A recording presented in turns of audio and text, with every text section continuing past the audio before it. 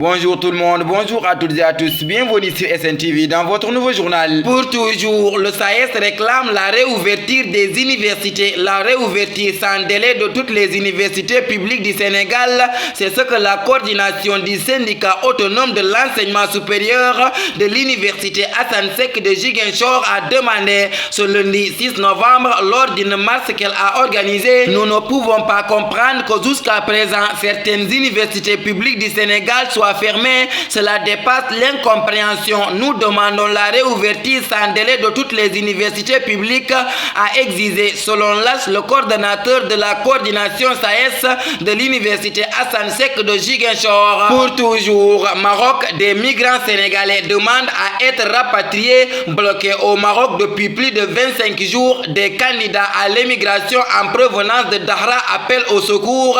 Ces jeunes qui se trouvent dans une situation très préoccupante lancent un appel aux autorités, en particulier au maire de Dahra, Samba Ndiobenka, pour le rapatriement au Sénégal, rapportent nos confrères de Presse Afrique. Pour toujours, cité Djamalaye, quand le projet de construction d'une bibliothèque municipale devient une bombe à retardement, le projet de construction d'une bibliothèque dans la commune de Yoff fait couler beaucoup d'encre.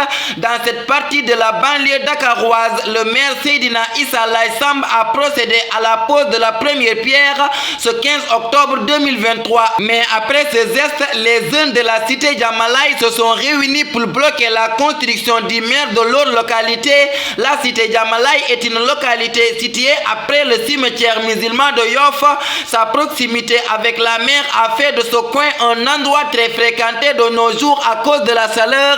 Mais cette cité était occupée depuis les années 80. Pour toujours, conflit israélo-palestinien. Chaque 24 heures, un journaliste perd de la vie dans la bande de Gaza. Les journalistes vivent une situation de danger permanent, qu'ils soient sur le terrain, sous les tentes de presse près des hôpitaux ou chez eux. Les journalistes sont en danger de mort imminente. Au cours du mois qui a suivi l'attaque du Hamas et la riposte de l'Israël, 36 journalistes ont été tués par des frappes israéliennes à Gaza en 31 jours de guerre. Mohamed Ibou Khassira, un journaliste palestinien de l'agence de presse palestinienne officielle Wafa, est l'une des victimes les plus récentes, tuées avec plusieurs de ses proches dans une frappe le 5 novembre.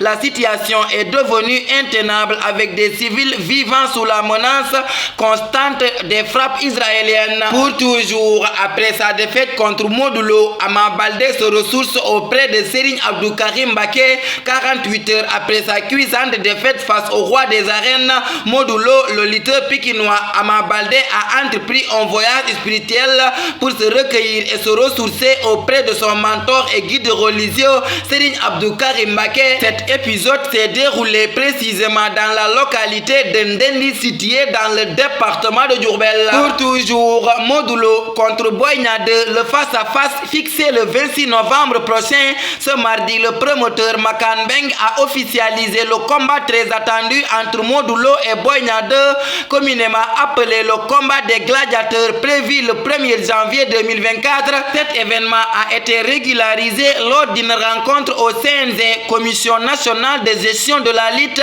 en présence de As et Burkhan Wade, respectivement les managers de Modulo et Boy Niang 2. L'annonce a également été accompagnée de la date du prochain face-à-face entre ces deux lutteurs d'exception. Pour toujours, mauvaise nouvelle pour Youssou Sabaly. À quelques semaines de la CAN, c'est un coup dur pour l'international sénégalais de Real Betis.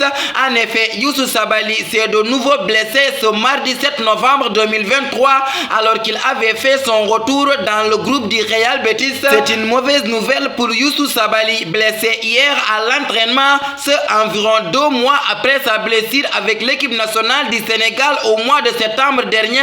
Et pourtant, le défenseur sénégalais avait signé son retour sur le banc ce week-end. Tafa Actu, le 8 novembre 2023, il est plus facile de marcher que d'effacer la trace de ses pas après avoir marché. Ces mots me fait à notre édition. Merci de votre fidélité, de rester sur les ondes de SNTV. Que la paix et la miséricorde de Dieu soient avec vous. Bonsoir.